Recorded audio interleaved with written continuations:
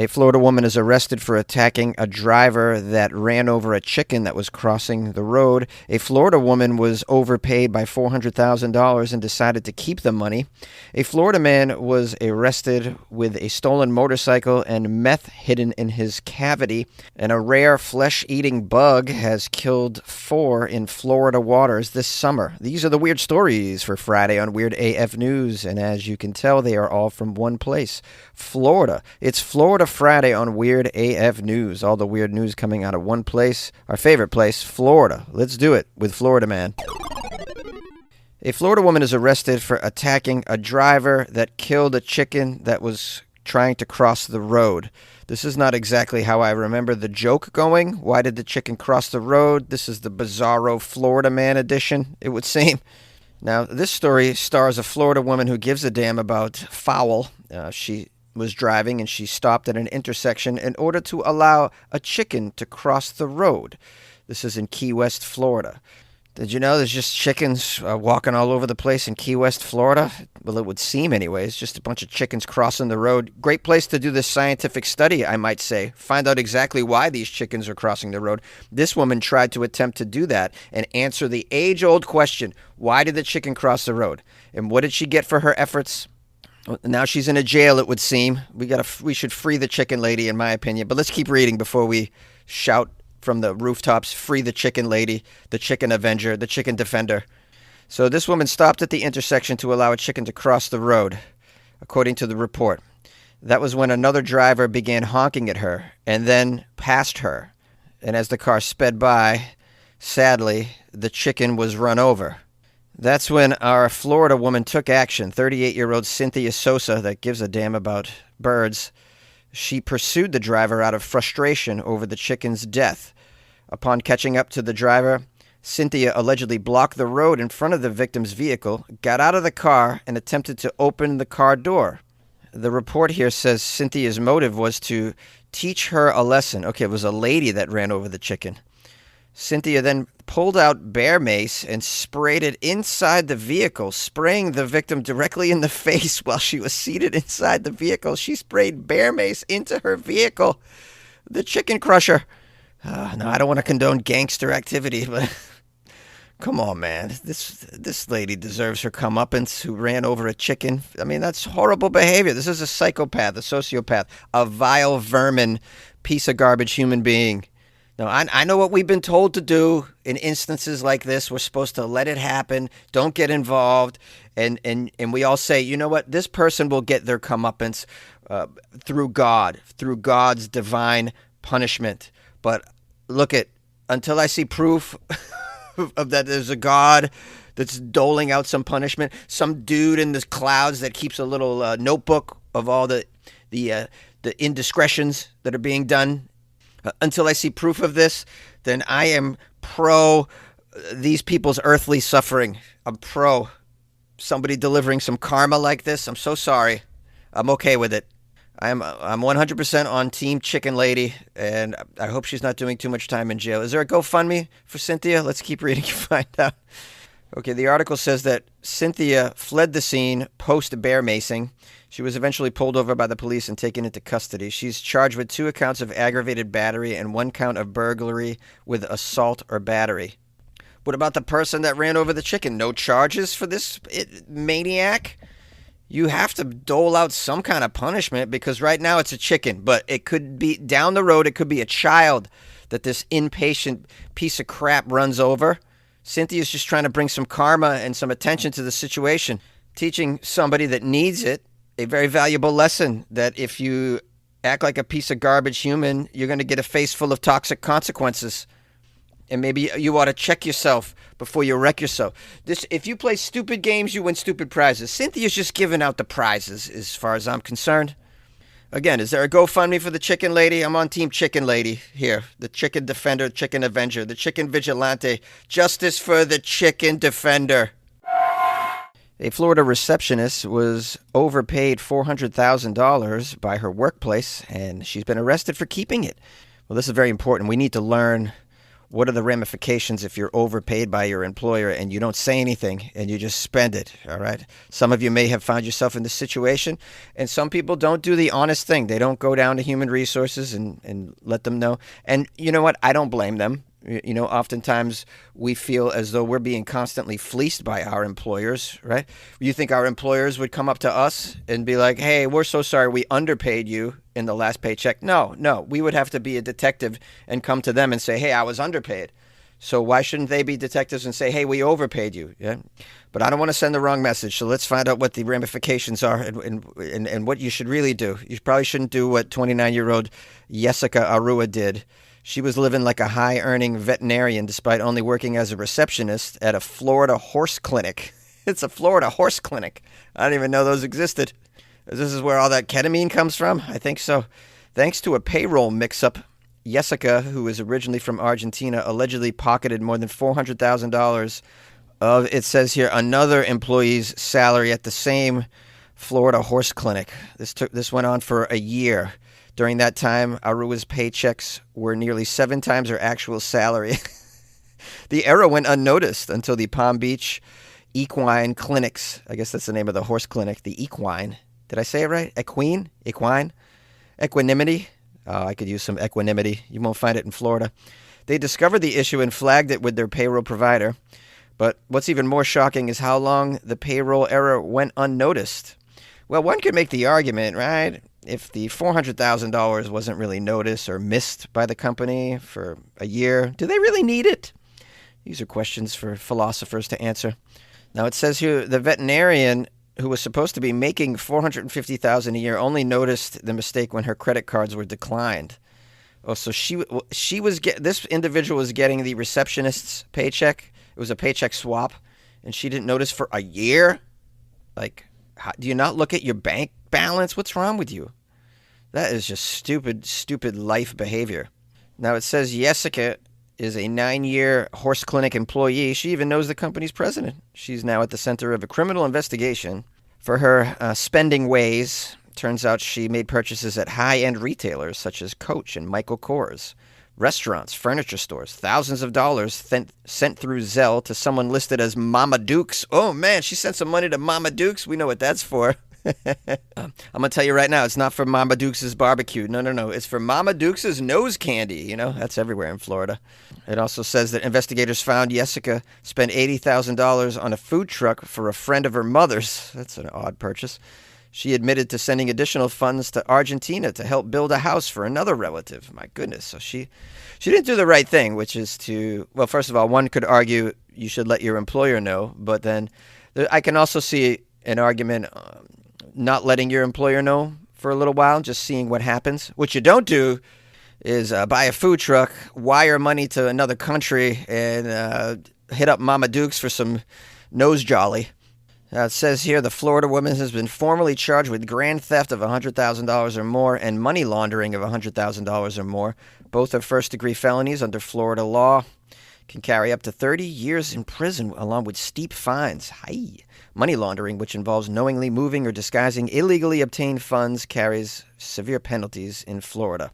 Naturally, because so much of the drug industry in the U.S. originates from there, Florida is the gateway of hard drugs in this country. So naturally, they got money laundering going on. You know, Jessica made a mistake by sending money out of the country. Instead, she maybe should have sent her whole body out of the country.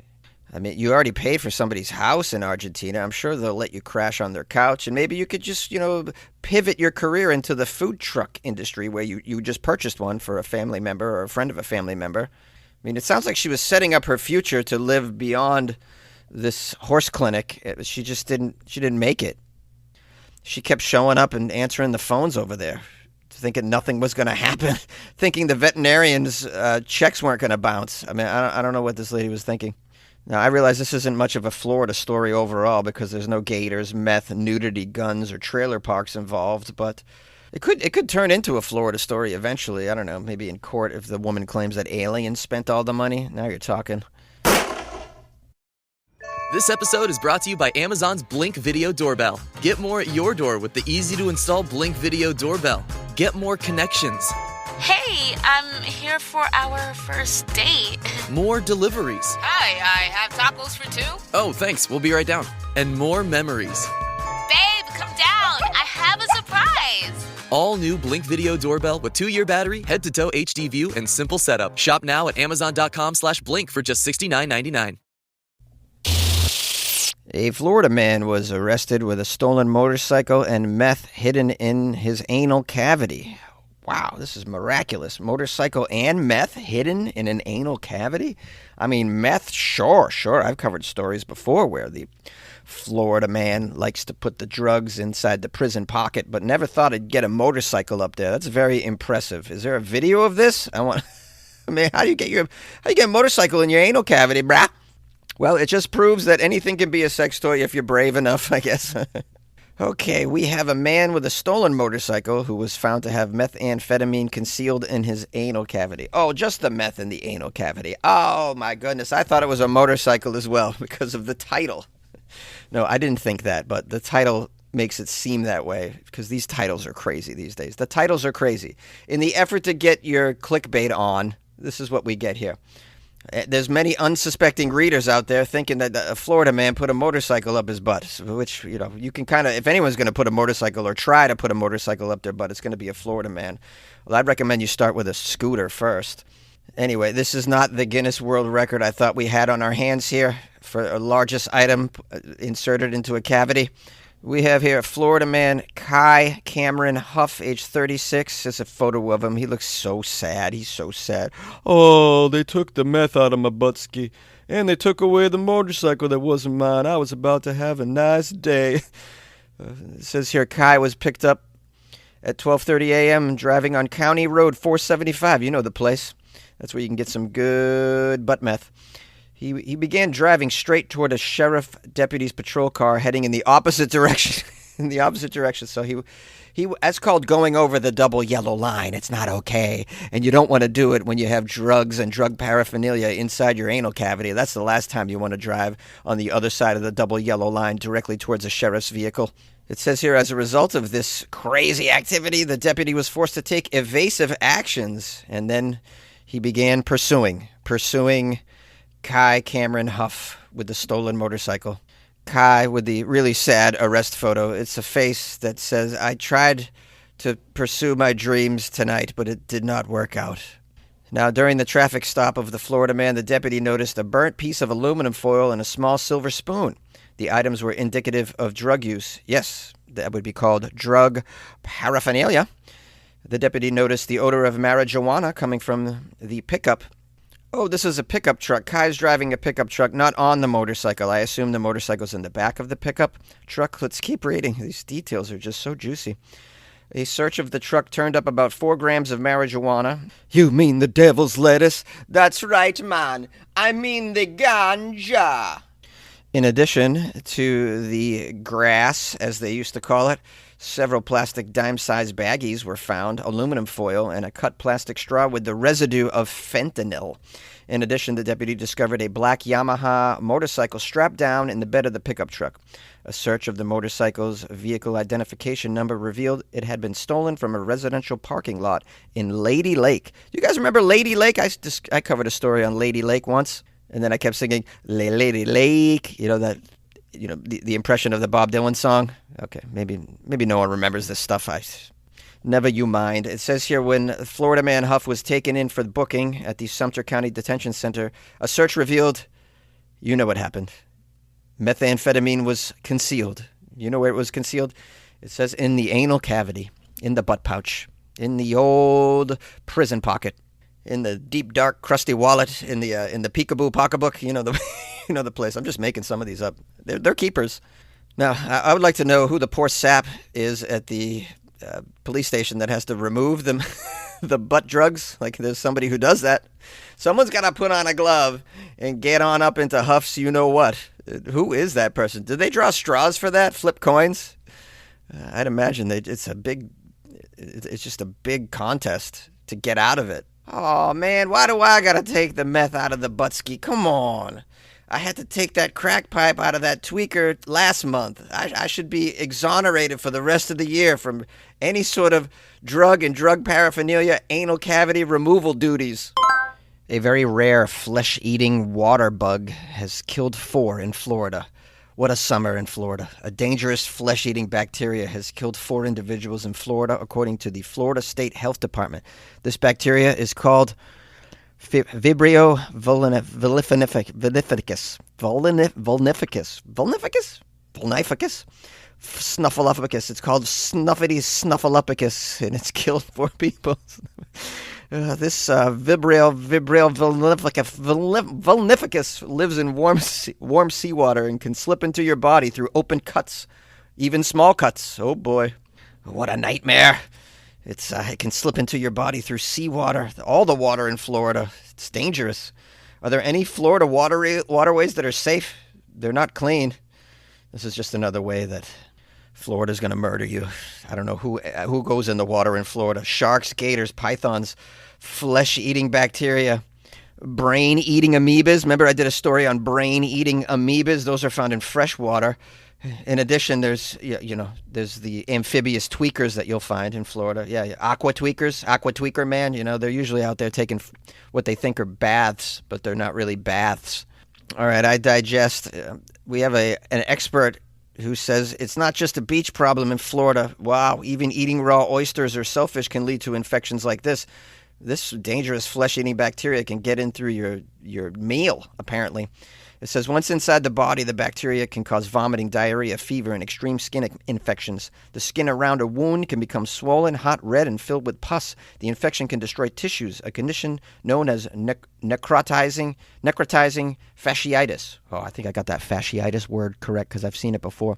Because there's a thing called plantar fasciitis that football players get. Anything football related, I got you. Health officials warn if this infection gets into your bloodstream, Florida man, there's almost a 50% chance you won't even make it out alive. So far in 2025, 11 individuals in Florida have gotten sick from Vibrio vulnificus. 4 of them died. Last year, 19 people died from the same thing, Vibrio vulnificus, snuffleupagus. Snuffy snuffleupagus. People with weakened immune systems are most at risk of the snuffleupagus. Healthy people usually recover, but the infection can turn deadly fast if not treated. Now, what do the doctors in Florida say? Don't go swimming, you'll die. You know what doctors should say? Get the heck out of Florida, you're going to die. Doctors say people should stay out of warm coastal waters if they have any cuts, even small ones, and they should be cautious when eating raw shellfish. This bacteria is rare, but it's deadly. Wow, this could really put a damper on your vacation. First of all of the coastal waters in Florida are very warm right now, and now you're going to have to do a full body search to see if you got any miniature cuts. What if you're covered in hair? You can't see your cuts if you're covered in hair. I know some really hairy dudes, man. They got back hair like a Yeti. How is that individual supposed to find out whether or not they have a tiny little cut? Maybe the health department should just send whole teams to the beach and where you can get your cuts verified. They'll do a body scan of all your little cuts. Make sure you're cleared and okay to go swimming in the warm coastal waters without getting the flesh-eating bacteria in your person.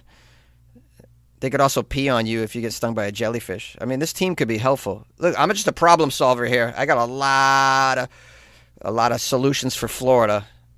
They need it. Your burger is served, and this is our finest Pepsi Zero Sugar. Its sweet profile perfectly balances the savory notes of your burger. That is one perfect combination. Burgers deserve Pepsi. Way, way down inside, I'm gonna give you my news. I'm gonna give you my news. I'm gonna give you my news. I'm gonna give you my news. I'm gonna give you my news. Oh, got a whole lot of news. Yeah, got a whole lot of news. Yeah. Oh, that's how we do it, baby. It's a Zeppelin weekend. It's not really a Zeppelin weekend, unless you want it to be. Every weekend is a Zeppelin weekend for me. I'm a huge Zeppelin fan. I listen to Zeppelin all the time. I can play a few tunes on guitar. Anyways, enough about me and my skills. Just want to thank everybody for sending me Florida stories. Let's get that out of the way. That was really nice of you. You can always send me stuff to funnyjones@gmail.com and to my Instagram @funnyjones. It's @funnyjones. I got a show tonight down in Huntington Beach, and it's free. The information's on my @funnyjones. Also got 2 shows tomorrow night in West Los Angeles. So if you're on the west side till you die, check out my Instagram. That has all the information for those shows as well. Let's give a shout out to Ashley, who bought me 5 coffees. I mean, Ashley's just rolling in the ducats. She bought me 5 coffees. Tremendous. It's really only enough to get 2 coffees in Los Angeles, but that's amazing nonetheless. Ashley bought me 5 coffees off my website, weirdafnews.com. And she wrote a nice note. She says, "Hey, from Canada, Jonesy." I mean, amazing, right? My listeners from Canada, just so generous. And they're so lovely. She says, "I'm on maternity leave and my 7-month-old and I listen to you every morning. Thanks for brightening our days and making breakfast so much fun." Such a nice break from the mainstream stuff. Oh, I agree, Ashley. I've been saying that for years. It's such a nice break from the mainstream stuff, and everybody needs a break from the mainstream stuff, because the mainstream stuff is going to take you down, and the mainstream stuff won't quit, man. It won't quit. It's worse than a flesh-eating bacteria disease, in my opinion. Anyways, thanks for listening, Ashley. Thanks for buying me coffees. I hope you'll continue to listen, even as your baby gets old enough to understand English speakers, because I don't know if I'm appropriate for the youth. You know what I mean? But I like that you're getting them started early. Okay, it's probably the youngest listener I have is Ashley's child at 7 months old. Anyways, shout out to Ashley and the fam. Hope you have an amazing weekend. Thanks for listening, being a weirdo, and for supporting as well. I so appreciate it. If you guys want to support like the amazing Ashley and her little cherub, you can go to weirdafnews.com and buy me a coffee or join the Patreon. I've been busy this week with the Patreon, man. I've been putting some cool stuff in the Patreon. So there's over 1,000 posts of extra weird content in the Patreon that you too can get access to if you decide to be the generous individual that I know you have deep down inside you, and you support Weird AF News. You know, a guy in a closet doing weird news 5 days a week for very little money. You know, just donating my life for your entertainment and your ears only for you. Yeah, so consider supporting and joining the Patreon. Patreon.com/weirdafnews, or go to weirdafnews.com. Hope you have a lovely weekend, everybody, and good luck with your life, man.